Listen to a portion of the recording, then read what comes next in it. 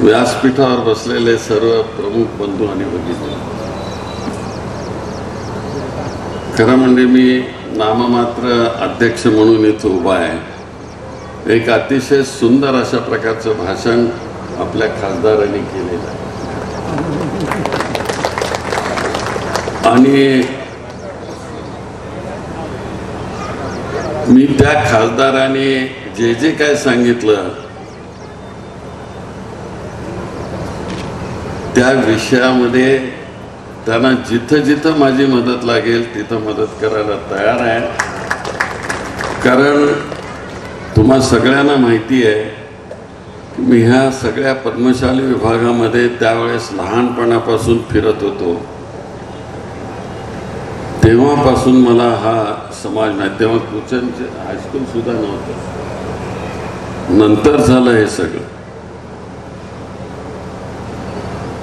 तुम्हाला चांगल्या तऱ्हेनं नेतृत्व मिळालं। इथं कुचन साहेब खासदार होते, त्यांनी अतिशय चांगल्या तऱ्हेनं प्रश्न मांडले पार्लमेंटमध्ये, पण नंतरच्या काळामध्ये थोडी शिथिलता आली त्यामध्ये आणि विशेषतः कापड धंद्यामध्ये आलेल्या मंदीमुळे सोलापूरमध्येही त्याचा प्रभाव पडला गेला आणि कापड धंद्यामध्ये एक अतिशय चुकीचा अशा प्रकारचा निर्णय दिल्ली येथे झाला। दिल्लीतल्या सरकारला हे माहिती नव्हतं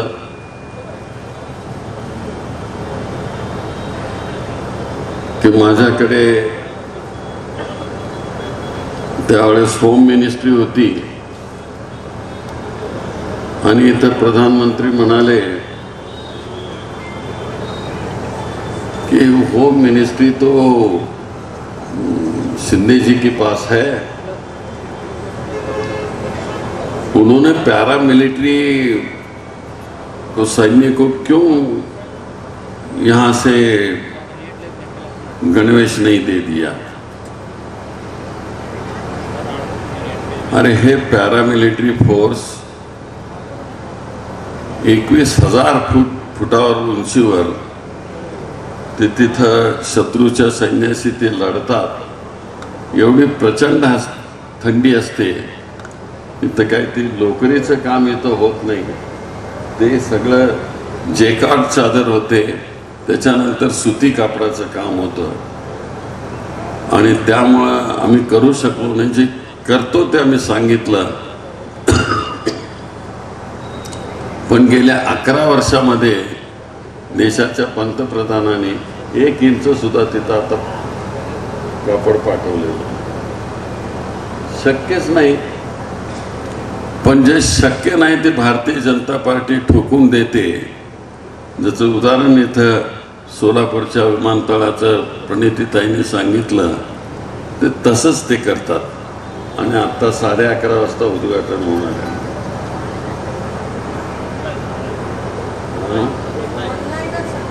ऑनलाईनच आणि ते ऑनलाईन असलेलं अंडरलाईन कधी होईल सांगता येत नाही। तर असं प्रणितीने खूप चांगलं भाषण केलं। तुम्ही विसरू नका, उद्या येणाऱ्या निवडणुकीमध्ये अतिशय महत्त्वाचा मुद्दा प्रणितीताईने सांगितला आणि तो सर्व धर्म समभावाचा मुद्दा आहे। आतापर्यंत आपण कधीही जात धर्माचा विचार केला नाही। हे कोण काय सांगत असेल की मी दहशतवादी वगैरे म्हणून त्यांना उल्लेख केला, अरे देशाचा मी गृहमंत्री होतो, जे रेकॉर्डवर आलेलं आहे ते सांगायचं नाही तर काय पॉकेटमधलं माझ्या सांगायचं काय? तुम्हाला एवढी सुद्धा त्याची कल्पना नाही आणि इथं सोलापूरमध्ये बसून चकाट्या पिटणारे लोक या प्रकारची भूमिका मांडतात। या माझ्याबरोबर बसा, मी तुम्हाला समजून सांगेन। असो, आजचा आपला हा चांगला दिवस आहे। श्री स्वामीजी आहेत, सुधीरजी आहेत, भूतपूर्व अध्यक्ष, त्यांच्या नेतृत्वाखाली आज आपण काही महत्त्वाचे ठराव इथं मांडाल. या ठरावाला आमची देखील संमती आहे दोघांची. आणि आडम साहेब तर कायम आपल्या बरोबर आहेत.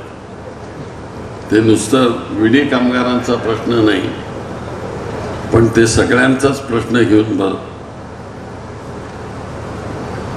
ते हजर राहतात. आणि आजच्या ह्या कार्यक्रमामध्ये फलमारी आहेत, तासरी आहेत,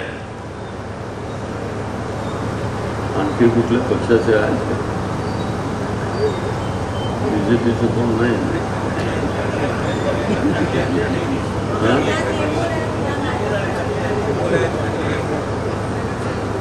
आहेत म्हणतात. पण असं जर सगळे जर मिळून समाजाचे प्रश्न सोडवता आले तर सोडवले पाहिजे, हा मताचा आम्ही आहे. समाजाच्या प्रश्नामध्ये तुम्ही आपले निरनिराळे गट करू नका. एकीने हा प्रश्न सुटेल आणि उद्याच्या निवडणुकीमध्ये पुन्हा एकदा आपण एकसंघ होऊया आणि आपल्या सोलापूरकरांचे, विणकरांचे, बिडी कामगारांचे प्रश्न सोडून घेऊया. याबद्दल मी तुम्हाला मनापासून शुभेच्छा देतो. महेश, तुम्ही आम्हा दोघांनाही बोलावलं त्याबद्दल तुम्हाला धन्यवाद देतो. मी पूर्वी एकदा दोनदा आलो होतो, त्या सुशील रसिक सभेमध्ये एकदा हा समारंभ झाला होता. आज इथं चांगल्या ठिकाणी समारंभ होतोय, त्याबद्दल तुम्हाला मनापासून धन्यवाद देतो, शुभेच्छा देतो आणि यशस्वीतेसाठी तुम्हाला शुभकामना. जय हिंद, जय महाराष्ट्र, जय मार्कंडेय.